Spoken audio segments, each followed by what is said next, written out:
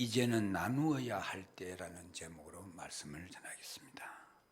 방금 읽은 우리 성경 말씀에 예수님께서 길을 가시는데 한 젊은이가 나와서 무릎을 꿇었습니다.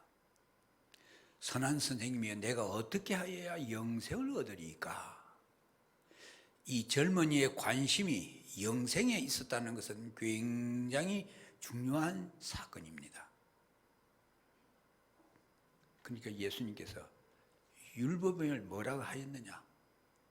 그 율법을 잘 보면은 그 율법에서 그대로 지키는 것을 지키라고. 도둑질 하지 말고, 살인하지 말고, 거짓 증언하지 말고, 속여 남의 것을 빼앗지 말고. 이렇게 그 율법을 다 지키라니까 이 젊은이가 그건 나 어려서부터 잘 지켜왔습니다. 그런데 내가 보니까 네가 한 가지 오히려 부족한 것이 있으니 가서 내 소유를 다 팔아서 가난한 자들에게 나누어 주고 그 다음 내게로 오라. 네게 하늘의 상이 클 것이다 라고 주님이 말씀을 하십니다. 그런데 이 청년이 집에 재산이 많은가 봐요. 소유가 많으니까 그 말씀을 듣고는 그만 근심하면서 돌아갔다 하셨습니다.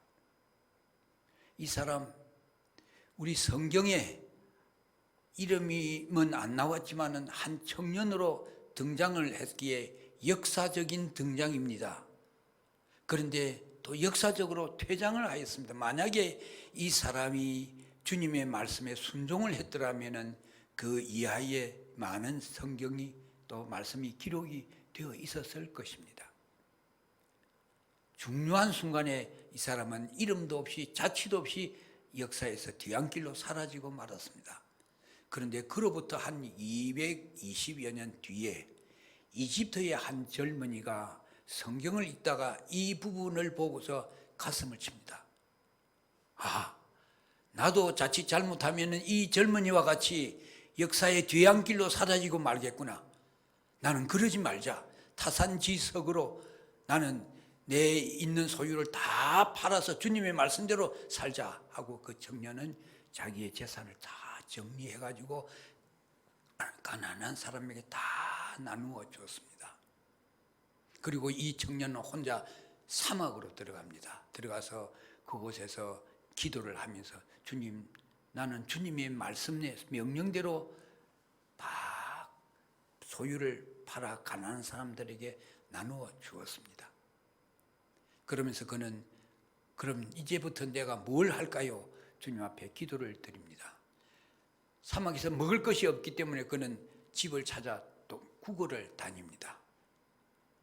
어려운 말로 한자로는 탁발이라고 하는데, 그래서 그 사람은 그때로부터 탁발성이 되어가지고 돌아다니면서 밥을 구걸해가지고 먹습니다. 스님들이 집집마다 돌아다니면서 목탁을 두드리고 연불을 위하면서 그렇게 구걸하는 것도 탁발이라고 하는 거예요. 일종입니다. 근데 그 당시에 교회는 어떻게 형편인가? 교회는 성도들이 갖다 내는 돈, 헌금 이런 것들로 교회는 굉장히 부했습니다. 그래서 땅도 사고 집도 사고 건물도 사고 이래저래 돈을 많이 저축을 해서 전주교회 그 교회의 신부들, 그 수도원에 사는 사람들은 배부르게 먹고 마시고 떵떵거렸습니다. 그러니까 교인들이 교회 나가기를 싫어합니다. 그리고 들리는 소리가 저 사막에 성자가 있다 하니까 우리 그 사람한테 가자 해가지고 이 젊은이에게 한 사람씩 두 사람씩 몰려들기 시작을 하였습니다. 그래서 이 젊은이는 그 몰려든 사람들을 위해서 여기저기 정신없이 쏘다니면서 탁발을 해가지고 그 사람 몰려든 사람을 먹이고 입히고 재웁니다. 이 사람으로부터 시작된 것이 바로 수도원입니다. 이 사람의 이름을 안톤이라 하는데, 이 사람이 수없이 많은 사람들을 거두어 들이면서 그들을 먹이고 입히고 그리스도의 말씀으로 가르치고 같이 기도하면서 수도원의 시초가 되어서 후세 사람들은 그를 성자 안토니라 이름을 붙였고, 그는 성경에 나오는 한 젊은이와는 다르게 주님의 말씀에 순종함으로 말미암아 교회사 속에 성 안토니 수도원의 시초를 채운 사람, 그리고 유명한 이름을 남겼던 역사적인 인물이 되었던 것입니다. 이 안토니는 주님께로부터 받은 사랑이 있었습니다. 그래서 주님의 말씀에 전폭적으로 순종을 했던 것입니다. 영국에 로버트 브라우닝이라는 시인이 있었습니다. 그리고 엘리자베트 브라우닝이라는 그 부인이 있었어요. 근데 이 엘리자베트 브라우닝이 젊은 시절에 그만 30살 때 말을 타다가 낙마해가지고 척추를 심각하게 부상을 입어서 평생 누워 있어야 할 그런 신세가 됩니다. 그런데 의사는 더 중하게도 오래 살지 못할 것입니다 하고 사망 선고를 했습니다. 마침 그때 한 젊은이 로버트 브라우닝이라는 젊은이가 병원에 다른 환자를 보기 위해서 왔는데, 아름답게 생긴 처녀가, 키가 조그만 작은 체구의 아름다운 처녀가 병상에 누워서 꼼짝을 못하고 있으니까 그걸 애처롭게 봤던 이 로버트가 내가 저 자매를 구원을 해줘야 되겠다, 그리스도의 사랑으로 살려야 되겠다 하고 생면부지의 이 젊은이가 그 자매를 구원을 해주기 시작합니다.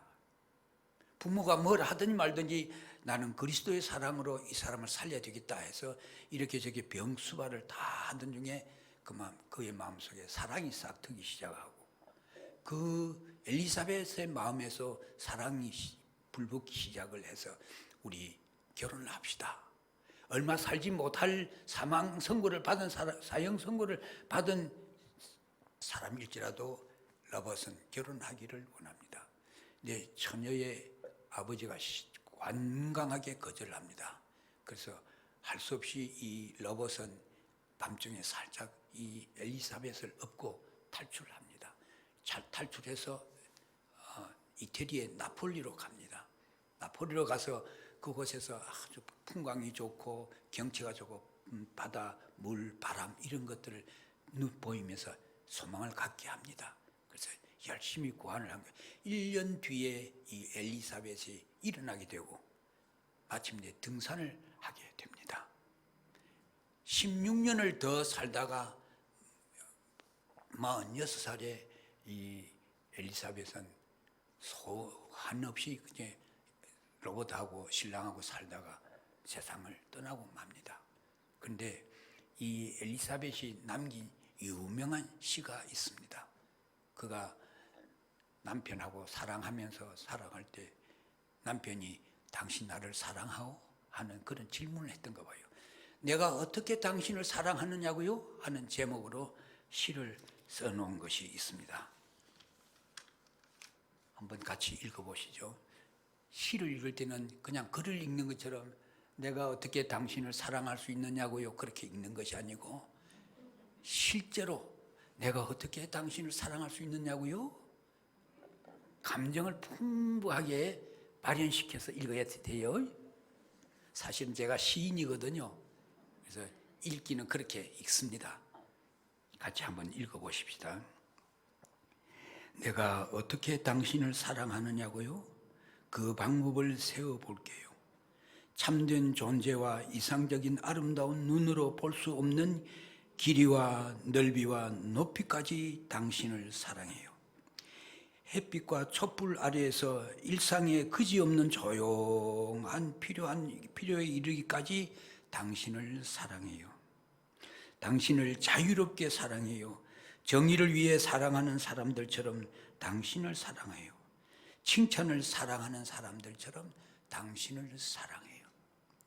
그들은 같지만은 사랑으로 그 병자를 죽을 병에 걸려있는 그 엘리사벳을 살린 이 로봇의 사랑과 이 엘리사벳 사랑, 그 고귀한 사랑이 이 부부를 시인이 되게 하고 불세출의 작품을 남기고 하늘나라로 갔던 것입니다. 사랑하는 성도 여러분, 본문에서도 한 청년, 그가 주님의 사랑을 받고 그의 이름을 성경에 구구절절히 나타났을 것이고 연년세세 오는 세대가 다 입에 오르내리는 그런 위대한 신앙의 인물이 될 수 있을 뻔했지만은 그가 세속적인 생각 때문에 그걸 포기를 하고 역사 속으로 사라졌습니다. 그러나 성 안토니는 주님의 사랑으로 그 말씀에 순종함으로 말미암아 수도원의 기초를 다지는 그런 유명한 사람이 되었습니다. 이 두 사람의 차이가 무엇이겠습니까? 주님의 말씀으로 순종을 했느냐 안 했느냐 여기에 달려 있는 것이에요. 세상에는 세 종류의 사람이 살고 있습니다. 고린도전서 4장 2장 3절 13절과 14절 3장에 이어서 보면은 세 종류의 사람인데 그 첫째는 영적인 사람이 있습니다. 영적인 사람은 예수 그리스도를 믿음으로 말미암아 속죄의 은총을 받고 영원한 생명을 누리고 하나님 나라의 하나님을 아버지라 모시고 살아가는 사람입니다. 그의 삶은 내가 왜 사는가? 그나 먹든지 마시든지 무엇을 하든지 다 하나님의 영광을 위해서 살아가는 존재다. 자아의식이 투철한 사람입니다. 오늘 말씀처럼 주님의 명령에 따라 살아가는 사람입니다. 살아가는 가치가 무엇이 있는가?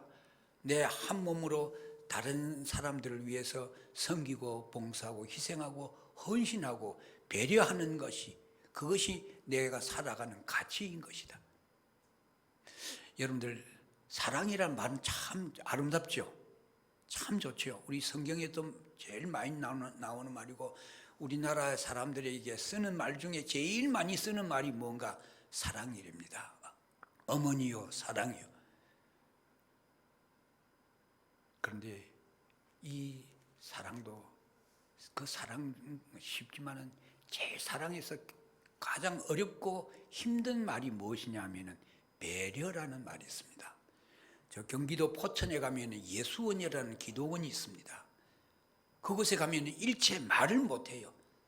침묵의 기도원인데 들어가 보면 곳곳에 배려라는 말을 써붙여놨어요. 말은 다른 사람을 위해서 여기서 침묵을 하시고, 주님을 만나기 위해서 기도를 하러 올라왔으니까 조용히 하시고, 항상 무엇을 하든지 배려를 하세요. 배려라는 말은 사랑이라는 말하고 똑같은 말인데도 엄청나게 깊이가 있고 높이가 있고 넓이가 있어요.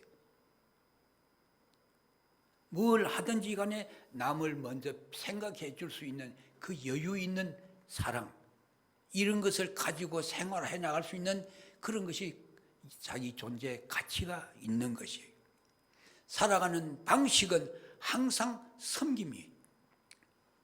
이렇게 해도 섬기고 저렇게 해도 섬기고 어떻게 하면 남을 먼저 섬길 수가 있는가 하는 것이 참으로 귀중한 삶의 방식이 되는 사람입니다. 두 번째로 어떤 사람이 있는가? 육체에 속한 사람이 있어요. 육체에 속한 사람은 어떤 사람인가? 예수님을 믿음으로 말미암아 구원의 은총은 받았어요. 그렇지만은 영적으로는 성장하지 못한 어린 아이와 같은 거예요. 그래서 항상 그 젖먹이들이 먹는 이유식 같은 거, 부드러운 걸 먹고 좀 말씀을 좀 강하게 하면은 마음 상하는 사람들. 예수님을 여전히 믿어도 자기 욕심에 자기 이기적인 생각으로 살아가는 사람. 어느 교회에 한 여집사님이 있었는데, 여집사님은 교회에 와서 예배만 딱 드리면 나가요. 가는데 다른 권사님, 집사님 우리 여전도에 들어오세요. 여전도에 들어서 같이 활동을 하십시다. 아무리 권해도 안 듣는 거예요. 근데 어느 날 자꾸 교회 여전도회 회장님이 전화가 와, 여기 집사님 이번엔 월요일 어디 장애인 거기에 우리가 가서 봉사를 하게 되는데 오시죠. 꼭 한 번만 오세요. 모시고 가겠습니다. 그렇게 해가지고 다른 집사님이 차를 가지고 그 집사님을 모시고 같이 장애 요양원으로 갔어요. 가서 아이들 목욕을 시키고 밥을 먹이고 같이 놀아주고 하는데 처음에는 참 싫었답니다. 내가 왜 이 짓을 하고 있는가? 그런데 그걸 마치고 돌아오는 차 안에서 가만히 생각해 마음이 얼마나 뿌듯하고 좋은지, 내가 그 아이들을 씻겨주고 돌봐준 것이 아니라 그 아이가 나를 사랑해서 나에게 기쁨을 주었구나, 그 아이가 오히려 나를 섬겨줬구나 하는 것을 깨닫고 그 다음부터는 열심히 여전도에 동참을 해가지고 이런저런 섬기는 일들을 많이 했다 하는 간증의 글을 읽은 적이 있습니다. 잘하지 않으면 육체에 속한 사람이에요. 구원의 은총은 받고 살아가지만은 이 명목만 그리스도인이고 실제 생활은 그렇지 못한 어린 아이와 같은 존재. 세 번째로는 육에 속한 사람입니다. 이 사람은 예수님을 믿지 않는 사람이에요. 이 세상에 태어난 많은 사람들이 자연인, 내추럴 면인데 다 태어날 때는 육에 속한 사람들이에요. 그러나 예수 그리스도를 믿는 사람, 그는 육체에 속한 사람이 되었다가 점점 성경 말씀을 배우고 교회를 다니고 말씀을 듣고 이렇게 같이 행동함으로 말미암아 영적인 존재로 성장해 가는 것이에요. 사랑하는 성도 여러분, 우리들은 다 어떤 내가 그리스도인인가 하는 것을 자신을 잘 깨닫고 자신의 정체성을 확고하게 가져야 합니다. 사랑을 받은 사람이 사랑을 할 줄 아는 것이에요. 주님께로부터 사랑을 받은 사람은 주님의 사랑을 알기 때문에 내가 어떻게 하면 일생을 주님을 위해서 살아갈 수가 있겠는가 고민을 하게 되고 그런 방법을 찾아가게 되는 것이에요. 우리는 참 풍요로운 시대를 삽니다. 저는 가끔 식사를 하다가 아내 보고 반찬이 너무 많다고 그래요. 내가 어렸을 때는 참 먹을 것이 없어가지고 우리 아마 저보다 연세 드신 분들도 제 비슷한 연배에 계신 분들 젊었을 때 어렸을 때 참 많은 고생하셨을 것입니다. 그때에 비하면 지금 엄청나게 너무너무 잘 살고 있어요. 지금 이슈가 되는 것이 전기세라든지 연료세가 너무 비싸서 못 살겠다 아우성이잖아요. 과연 못 살까요? 아니요. 잘 살 수 있어요. 우리나라에 많은 어려움, 시련이 있어 왔어요. 그래도 그때마다 우리는 지혜롭게 잘 극복하고 일어났습니다. 풍요롭게 사는 세상입니다. 그럼에도 불구하고 텔레비전은 많은 가지고 아프리카 가난한 사람들, 아이들 젖 먹일 수 있고 살릴 수가 있습니다. 많은 가지고 우크라이나 사람들 살립시다 하는 많은 소리가 굉장히 많이 들려옵니다. 우리는 사실 돕고 싶어도 도울 수 있는 방법을 잘 모르기도 합니다. 많은 그 어떻게 하는 거지? 저도 처음에 그거 시작할 때 어떻게 하느냐고 참 부담스러웠어요. 그런데 지금은 여러 그렇게 늘려가고 있습니다. 나누어야 할 때예요. 지금은 소리가 많이 들려옵니다. 우리들 주변에서. 우리나라는 그렇지 않는지 몰라도 저 밑에 있는 소시민들을 어렵게 살아가는 사람들도 많이 있습니다. 그리고 외국에는 그 옛날 우리가 어렵게 살았던 그때처럼 그렇게 살아가는 나라 백성들이 굉장히 많이 있습니다. 그때 우리가 도움을 받아서 오늘 이렇게 잘 살고 있는 것 같이 그들도 그렇게 도움을 받고 살아가면 우리처럼 살아갑니다. 우리 교회가 미얀마에다가 개척한 교회가 무슨 교회지요? 감람산 교회죠. 저는 어떻게 기도를 하고 있냐면은 하나님 100여 년 전에 우리나라에 처음 세워졌던 교회들, 널다리 교회를 비롯해 서울에서는 남 한강 이남에 여기서 세운 교회는 서울의 세문안 교회가 제일 먼저 세워졌는데 그 세문안 교회가 그때는 볼품이 없이 되었었지만은 지금은 우리 민족의 교회처럼 그렇게 많이 사고 엄청나게 많은 일꾼들이 배출되고 있습니다. 저 감람산 교회가 100여 년 뒤에는 세문안 교회와 같은 역할을 할 수 있는 교회로 하나님 키워주옵소서. 그래서 미얀마 옛날에는 버마라고 잘 살았어요. 우리나라보다 그때 60년대에 우리나라보다 더 잘 살았어요. 근데 지금 공산화 세력이 되고 나서 독재가 되니까 정말 피폐하게 살아갑니다. 그렇지만 그 감람산 교회가 먼 훗날에는 우리 세문안 교회가 하는 역할처럼 민족의 교회가 되도록 하나님 축복하옵소서. 저는 그렇게 기도를 드립니다. 멀리 바라보고 도울 수 있는, 나누을 수 있는데 나누어 주고, 그 사람들에게 손을 내밀고 그 사람들 이렇게 세워주고 같이 달려갈 수 있는 그런 때가 지금의 때가 아닌가 싶습니다. 주님이 가르쳐 주신 기도를 우리는 조금 있으면 또 할 겁니다만 수없이 합니다. 그 속에 오늘 우리에게 일용할 양식을 주옵시고, 우리가 우리에게 잘못한 사람을 용서하여 준 것 같이 우리 죄를 사하여 주옵시고, 우리를 시험에 빠지지 말게 하옵시고, 다만 악에서 구하소서. 거기에서 주어는 하나님이시고 목적이 되는 게 우리들이죠. 근데 우리 나입니까? 우리 집, 우리 엄마, 우리 아빠, 우리 자식들, 우리 직장, 그건 내가 여러분들이 다니고 소유하고 있는 곳이지요. 그런데 성경의 우리는 아니에요. 성경의 우리는 내가 아니고 개인이 아니고 이 지구상에 있는 모든 사람을 다 일컫는 것이에요. 주님의 기도는 우리 집이 잘 되고 내가 잘못한 걸 용서해 주시고 내가 아니에요. 우리예요.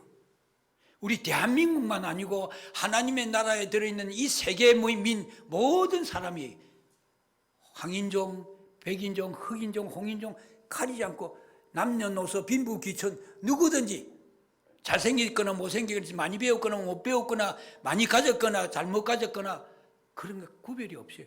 모든 사람들이 우리에게 일용할 양식, 주님 그 옛날에는 참 없어서 굶주리고 그랬더니 지금 너무너무 풍성하게 삽니다. 저는 늘상 그것 때문에 감사하고 혼자서 그런 눈물 찔끔 할 때는 안 사람이 또 그때를 생각한다고. 지금 그렇지 않습니다. 아는데 그때가 그 생각나는 걸 어떻게 해요? 너무 부유하게 풍요롭게 사니까 오히려 미안하고 죄송한데 이걸 나누어 줄 수 있는 방법들이 잘 몰라요. 지금은 나누어야 할 때입니다. 하나님이 우리 대한민국을 세계에서 몇 위 되는 경제국가로 만들어 놓으셨습니까? 몇 등인지 몰라요? 자녀들 학교 등수는 잘 알죠. 우리나라가 세계 6등이에요. 6위예요. 일본이 지금 우리나라 때문에 골치 앓고 있어요.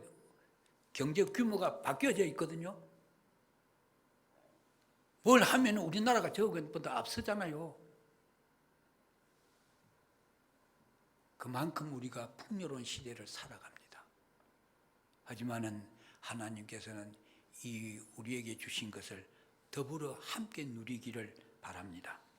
잠언 12장 24절에 보면은 흩어 구제하여도 더욱 부하게 되는 일이 있나니 과도하게 아껴도 가난하게 될 뿐이니라 하는 말씀도 있습니다. 구제를 좋아하는 자는 풍족하여질 것이고 남을 윤택하게 하는 자는 자기도 윤택하여질 것이니라. 잠언 14장 31절에 보면 궁핍한 사람을 불쌍히 여기는 자는 주를 존경하는 자니라. 할렐루야. 제가 제일 좋아하는 게 잠언 19장 17절이에요. 같이 읽어보십시다. 시작. 가난한 자를 불쌍히 여기는 것은 여호와께 구워드리는 것이니 그의 선행을 그에게 갚아주리라. 아멘. 이게 무슨 말씀인가 하면요, 서울에 사는 부모님이 우리 전주라 합시다. 전주에 사는 부모님이 큰아들이 여기 전주에서 옆에 살고, 작은 아들이, 제가 거제도가 고향이에요. 거제도 산다 합시다. 근데 거제도 사는 둘째 아들이 잘 못 살아요. 섬이 되어가지고. 그러니까 큰아들이 동생이 참 어렵다 하니까 내가 좀 도와줘야지, 한 1,000만 원 좀 지원을 했습니다. 근데 그게 둘째 아들을 통해서 아버지한테 보고가 된 거예요. 그러니까 아버지가 어떤 마음이겠어요? 예? 흐뭇하시죠. 흐뭇하니까 아버지가 큰아들한테 전화를 했습니다. 예, 아범아, 예, 네가 둘째를 좀 도와줘. 아이고, 뭐 그걸 어떻게 아세요? 둘째가 이야기했대. 뭐 별거 아니에요. 얼마 안 돼요. 좀 어렵다 해서 제가 또 너 계좌 하나 보내. 내가 보내줄게. 아버지가 덤으로 1,000만 원 더 올려가 2,000만 원을 보내줘. 좋죠? 이게 하나님의 마음이에요. 이게 지금 그 말씀이에요. 가난한 자를 불쌍히 여기는 것은 우리는 다 형제 자매 하나님을 믿는 우리들이에요. 불쌍히 여기는 자는 가난한 사람 불쌍히 여기고 그에게 베푸는 것은 하나님께 어떻게 하는 거예요? 구워드리는 거예요. 하나님께 빌려드리는 거예요. 그냥 하나님 아버지께서 내가 큰아들로서 참 잘했다. 내가 너무 흡족하다. 내가 너무 좋다. 내가 너에게 갚아주랴. 이 말씀이에요. 그러니까 집안이 잘 되기를 바라면은 성 안토니 같이 성자가 되고 위대한 사람이 되기를 원하면은 베푸는 일을 많이 하셔야 합니다. 저는 방송이나 신문에 인터넷에서 연예인들이나 우리나라 유명 인사들이나 젊은이들이 돈을 기탁을 하고 기부를 많이 했다는 것을 아주 유심히 살펴봅니다. 그게 너무 아름답고 좋은 거예요. 우리는 나누어야 할 때를 지금 나누어야 할 때를 알고 이 성 안토니 같이 베풀어주고 나눠주면은 주님께서 갚아주시는 귀한 축복을 받으리라 믿습니다. 사랑하는 사람은 남을 변화시켜요. 사랑하는 사람은 남을 기쁘게 만들어줍니다. 사랑하는 사람은 주머니를 털어줄 수 있고 손을 붙잡아 줄 수 있고 함께 걸어갈 수가 있습니다. 초등학교 운동회를 제가 많이 지도를 했댔는데 제일 재미있고 어렵고 웃기는 경기가 여러분 무엇이었어요? 2인 삼각이라는 거 있죠. 두 사람이 안쪽 발목을 같이 한 끈으로 묶어가지고 영차하고 달리다가 떨어지고 넘어지고 자빠지고 하는 그런 걸 보고 우습다고 박장대소하고 그렇게 했잖아요. 그게 멋있는 인생이에요. 그렇게 살아가는 것이 사람다운 가치 있는 일이에요. 사랑하는 성도 여러분, 물 한 그릇을 대접하면은 선지자의 상을 받습니다. 십시일반이라는 혹시 나옵니까, 정 집사님? 십시일반 10은 10십자예요. 10개고 저 시자가 무슨 시자냐면 숟가락 시자예요. 10숟가락 10사람이 밥그릇에 한 숟가락씩 뜨면은 1하나고 반은 한 그릇이란 말이에요. 십시일반 10사람이 한 숟가락씩만 떠도 한 그릇이 띄어서 다른 사람을 배불리 먹게 할 수가 있다라는 말입니다. 사랑하는 성도 여러분, 우리는 주님께로부터 실로 엄청나게 많은 것을 받아서 살아갑니다. 여러분, 제일 큰 복을 받는 게 뭘까요? 오복,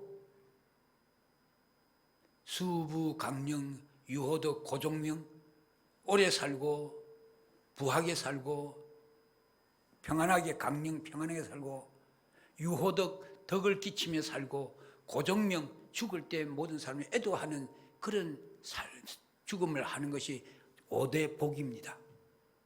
귀가 좋고 눈이 좋고 코가 좋고 입이 좋고 그런 신체 오복보다도 크게 보면 그게 좋은 복이.